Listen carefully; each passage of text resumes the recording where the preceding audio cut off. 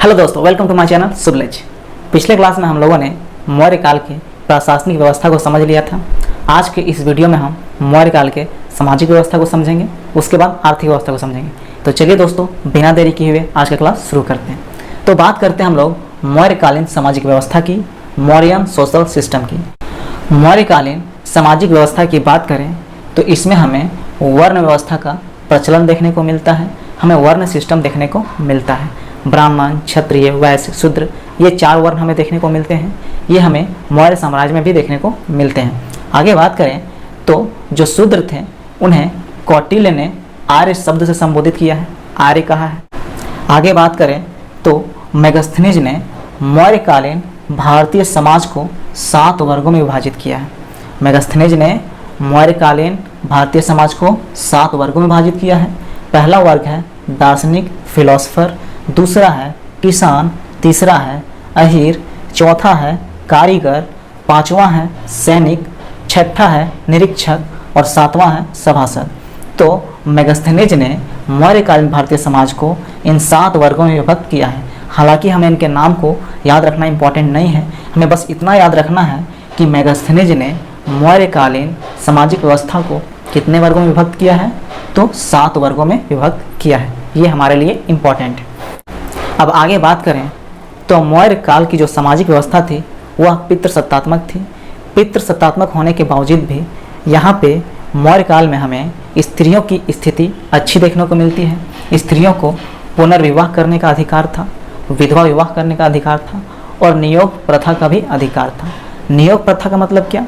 तो नियोग प्रथा का मतलब अगर किसी महिला के पति संतान उत्पन्न करने योग्य नहीं है या फिर उनके पति की अकाल मृत्यु हो गई है तो इस केस में, इस मामले में महिला अपने देवर से विवाह कर सकती है और उनसे संतान उत्पन्न कर सकती है। तो इसे ही नियोग प्रथा कहते हैं। हालांकि मौर्य काल में स्त्रियों को पुनर्विवाह करने का अधिकार था, विधवा विवाह करने का अधिकार था, लेकिन इसके लिए कुछ शर्तें थी। महिलाएं तभी पुनर्विवाह कर सकती थी जब उनका पति मर गया हो या फिर उनका पति लंबे समय से घर को छोड़ के चला गया हो और घर नहीं लौटा हो, तो इस केस में महिलाएं पुनर्विवाह कर सकती थी। आगे बात करते हैं तो मौर्य काल के सामाजिक व्यवस्था में हमें वैश्या देखने को मिलती है और वैश्या को मौर्य काल में गणिका कहा जाता था तथा यहाँ पे हमें ऐसी स्त्रियाँ देखने को मिलती हैं जो स्वतंत्र रूप से वैश्यावृत्ति करती थी और ऐसी स्त्रियों को रूपा जीवा कहा जाता था। रूपा जीवा का मतलब अपने रूप के जरिए जीवन यापन करना, तो उसे ही रूपा जीवा कहा जाता था। तो मौर्य काल में हमें वैश्या भी देखने को मिलती थी। अब आगे बात करें तो मौर्य काल में शिक्षा का केंद्र तक्षशिला था। मौर्य काल में सबसे बड़ा शिक्षा का केंद्र, सेंटर ऑफ एजुकेशन, तक्षशिला था और यह वही तक्षशिला है जब घनानंद का शासन होता है मगध में, तो इसी तक्षशिला में प्रोफेसर होते हैं चाणक्य यानी कौटिल्य। तो ये वही तक्षशिला है और यही तक्षशिला मौर्य काल में सबसे बड़ा शिक्षा का केंद्र था। यहाँ केवल भारत के लोग ही शिक्षा ग्रहण नहीं करते थे, बल्कि बाहर के लोग भी, विदेशों से लोग भी शिक्षा ग्रहण करने आते थे। तो इस तरीके से हम लोगों ने मौर्य साम्राज्य के सामाजिक व्यवस्था को समझ लिया कि इसमें वर्ण व्यवस्था थी, हालांकि कठोर व्यवस्था नहीं थी। और कौटिल्य भी वर्ण व्यवस्था के बारे में कहते हैं कि समाज में वर्ण व्यवस्था होनी जरूरी है, समाज 4 वर्गों में बंटना जरूरी है, ब्राह्मण, क्षत्रिय, शूद्र और वैश्य, तभी समाज बेहतर तरीके से चलाया जा सकता है। तो ये कौटिल्य का भी कहना है। मेगस्थनीज मौर्यकालीन सामाजिक व्यवस्था को 7 वर्गों में विभक्त करता है। हमें यहाँ स्त्रियों की अच्छी स्थिति देखने को मिलती है। हालांकि मौर्य साम्राज्य पितृसत्तात्मक होता है, इसके बावजूद भी यहाँ स्त्रियों की अच्छी स्थिति देखने को मिलती है। यहाँ वैश्यावृत्ति भी देखने को मिलता है और मौर्य साम्राज्य का जो सबसे बड़ा शिक्षा का केंद्र है वह तक्षशिला होता है। तो ये हमारा मौर्य साम्राज्य का सामाजिक व्यवस्था कंप्लीट हो गया। अब आगे हम लोग मौर्य साम्राज्य के आर्थिक व्यवस्था को देखते हैं। अब आगे हम लोग मौर्यकालीन अर्थव्यवस्था की बात करते हैं, मौर्यन इकोनॉमी की बात करते हैं। मौर्यकालीन अर्थव्यवस्था की बात करें तो मौर्यकालीन अर्थव्यवस्था कृषि आधारित अर्थव्यवस्था थी, यानी मौर्य काल की अर्थव्यवस्था कृषि पर निर्भर थी, कृषि पर आधारित थी। पूरा प्राचीन इतिहास कृषि पर आधारित अर्थव्यवस्था थी। पूरे प्राचीन इतिहास की जो अर्थव्यवस्था थी वह कृषि पर ही आधारित थी। उसी प्रकार से मौर्यकालीन जो अर्थव्यवस्था थी वह कृषि पर आधारित अर्थव्यवस्था थी। अब मौर्यकालीन अर्थव्यवस्था कृषि पर आधारित है तो यहाँ बहुत सारे फसलों का उत्पादन होता होगा। तो यहाँ की जो सबसे सर्वश्रेष्ठ फसल थी वह धान थी। मौर्यकाल की सर्वश्रेष्ठ फसल धान थी और यहाँ की बुरी फसल गन्ना थी। और मौर्यकाल में सिंचाई के रूप में सबसे पहले मंडल कूपों का इस्तेमाल किया जाता था, रिंग वेल्स का इस्तेमाल किया जाता था। अब आपका सवाल होगा कि सर रिंग वेल्स क्या होता है सर?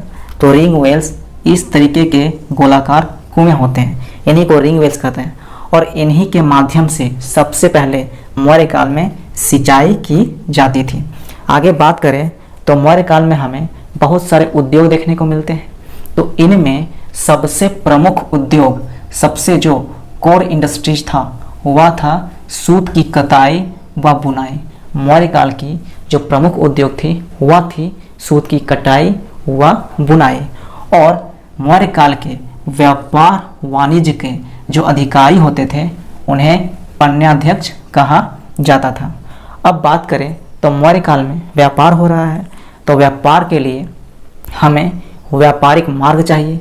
अगर मार्ग नहीं होगा तो व्यापार कैसे होगा? तो इसके लिए हमें मार्ग की जरूरत पड़ेगी।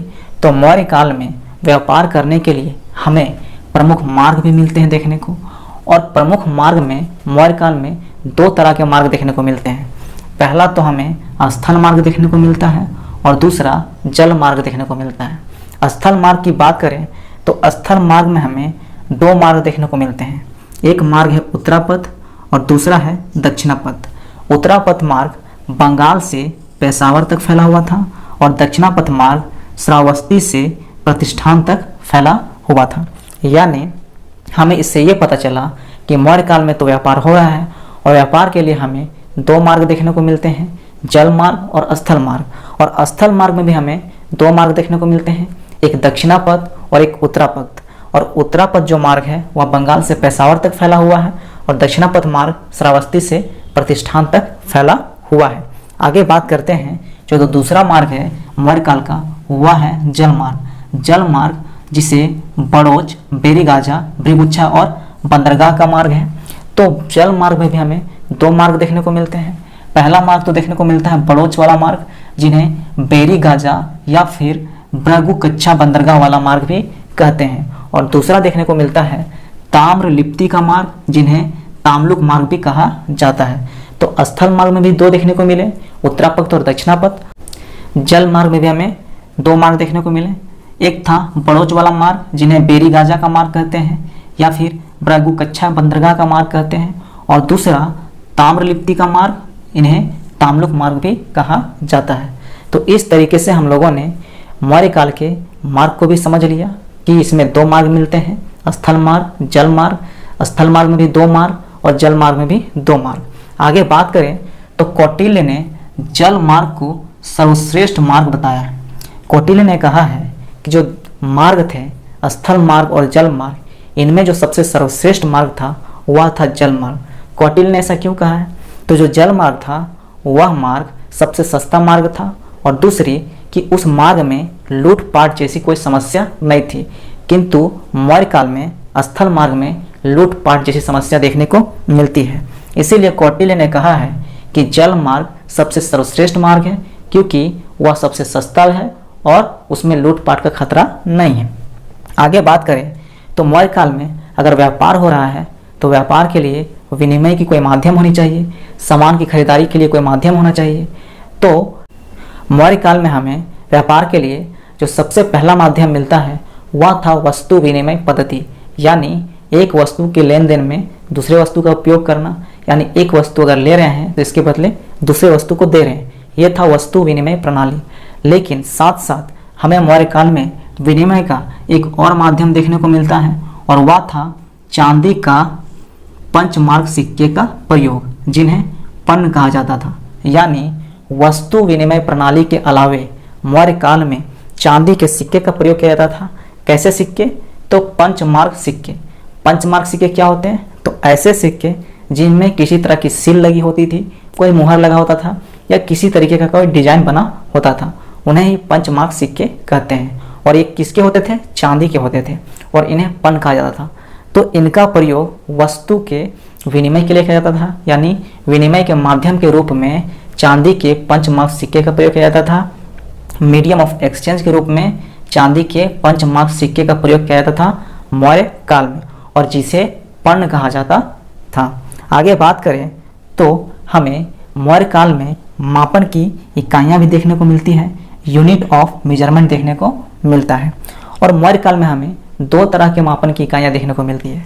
पहला है द्रोणा यानी द्रोण, दूसरा है निवर्तन। तो जो द्रोण था वह अनाज मापन के लिए यूज किया जाता था और निवर्तन था वह भूमि मापन के लिए यूज किया जाता था। वर्तमान की बात करें तो वर्तमान में अनाज मापन के लिए हम लोग किलोग्राम का यूज़ करते हैं, क्विंटल का यूज़ करते हैं। उसी तरह से मौर्य काल में द्रोण का यूज़ किया जाता था अनाज मापन के लिए और निवर्तन का यूज़ किया जाता था भूमि मापन के लिए। वर्तमान समय में हम लोग भूमि मापन के लिए हेक्टेयर का यूज़ करते हैं, एकड़ का यूज़ करते हैं। तो उसी तरह से मौर्य काल में मापन के लिए दो इकाइयाँ थीं, द्रोण और निवर्तन। द्रोण का उपयोग किया जाता था अनाज के मापन के लिए और निवर्तन का उपयोग किया जाता था भूमि के मापन के लिए।